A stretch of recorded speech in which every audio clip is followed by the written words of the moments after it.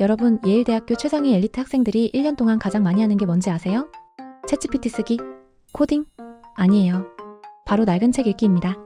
그것도 100권 가까이. 플라톤, 아리스토텔레스, 칸트, 버지니아 울프. 이런 고전들을 매주 23권씩 읽고 토론하고 에세이 쓰고 또 읽어요. 2025년인데요.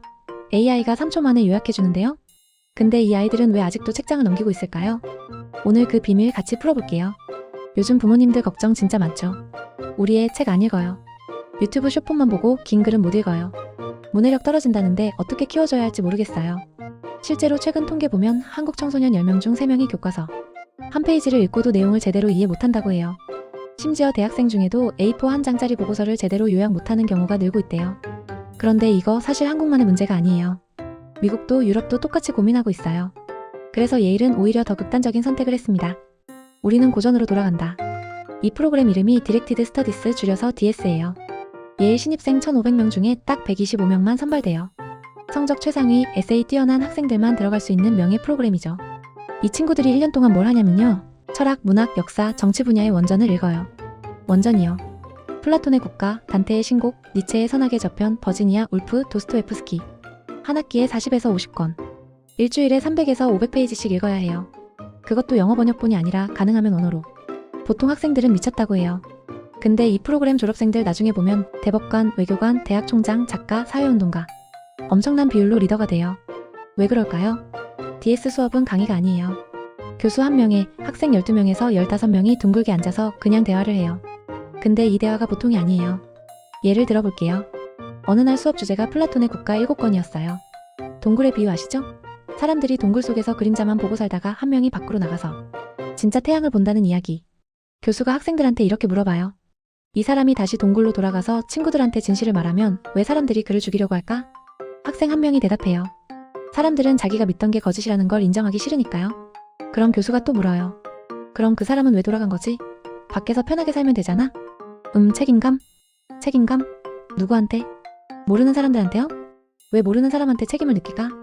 이렇게 한 문장, 한 장면을 가지고 일시간을 파고들어요. 정답은 없어요. 교수도 정답을 안 줘요. 그냥 계속 질문하고 학생들이 자기 생각을 다듬게 해요. 그리고 일주일 뒤에는 이걸 가지고 5페이지짜리 에세이를 써요. 플라톤의 동굴 비유는 현대 민주주의에 어떤 의미를 주는가? 이런 식으로요. 여기서 드는 의문. 이거 챗GPT한테 물어보면 되잖아요? 맞아요. 근데 예일이 원하는 건 AI한테 답을 듣는 능력이 아니에요. AI가 줄 수 없는 질문을 만드는 능력이에요. 고전은 정답이 없는 질문으로 가득해요. 정의란 무엇인가? 인간은 왜 불행한가? 자유와 평등은 동시에 가능한가? 이런 질문들은 구글에 쳐도 안 나와요. 챗GPT도 애매하게 답해요. 왜냐면 이건 사실이 아니라 생각이거든요. 그리고 이 생각을 만들려면 복잡한 문장을 읽고 그 안에서 의미를 찾고 다른 사람의 논리를 비판하고 자기만의 언어로 재구성할 수 있어야 해요. 이게 바로 문해력이고 비판적 사고력이고 창의력이에요. AI 시대의 가장 중요한 능력이죠. 예일은 이렇게 믿는 거예요. 천재를 뽑아서 고전을 익히는 게 아니라 고전이 학생을 천재로 만든다. 그런데 우리 아이들은 어떨까요? 요즘 아이들 책 읽을 시간도 없어요. 학원 가고 숙제하고 유튜브 보고 게임하고 긴 글은 귀찮아하고 영상으로 요약된 것만 보려고 하죠. 근데 문제는 이렇게 크면 깊이 생각하는 힘이 안 생겨요. 표면만 읽고 남이 정리해준 것만 받아들이고 자기 생각은 없어요. 그러다 대학 가서 사회 나와서 갑자기 묻는 거예요. 너 생각은 뭐야? 이 문제 어떻게 해결할 거야? 그때 당황해요. 훈련이 안 돼 있으니까.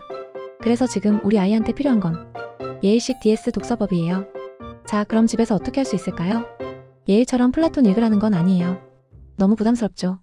하지만 DS 원리는 집에서도 충분히 적용할 수 있어요. 첫 번째, 책 읽고 나서 왜? 라고 물어보기. 재밌었어? 가 아니라 이 장면에서 주인공은 왜 그런 선택을 했을까? 이 문장이 왜 중요해 보였어? 이렇게 물어보세요. 아이가 대답 못하면 같이 찾아보세요. 정답은 없어요.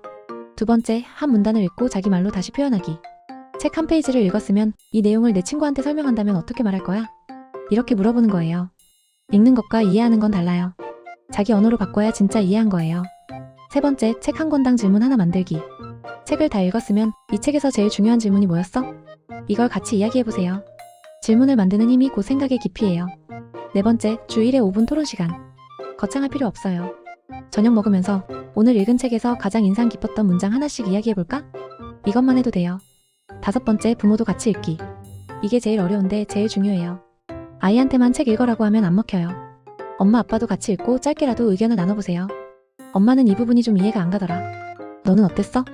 이런 식으로요. 부모가 책을 대하는 태도를 보고 아이가 배워요. 예일 DS 학생들이 1년 동안 고전 100권을 읽는 이유는 많이 아는 사람이 되려는 게 아니에요. 깊이 생각하는 사람이 되려는 거예요.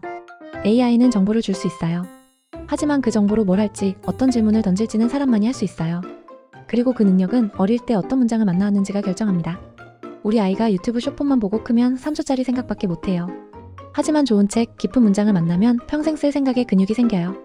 지금 당장 플라톤을 읽힐 필요는 없어요. 하지만 오늘부터 왜? 라고 한 번만 더 물어봐 주세요. 내 생각은 뭐야? 라고 한 번만 더 물어봐 주세요. 예일은 천재에게 고전을 읽히는 게 아니라 고전이 아이를 천재로 만든다고 믿습니다. 우리 아이의 문해력은 결국 그 아이가 어떤 문장을 만나왔는지가 결정합니다. 오늘부터 우리 아이의 독서 달라질 수 있어요. 시작해볼까요? 공부살롱 구독과 좋아요 부탁해요.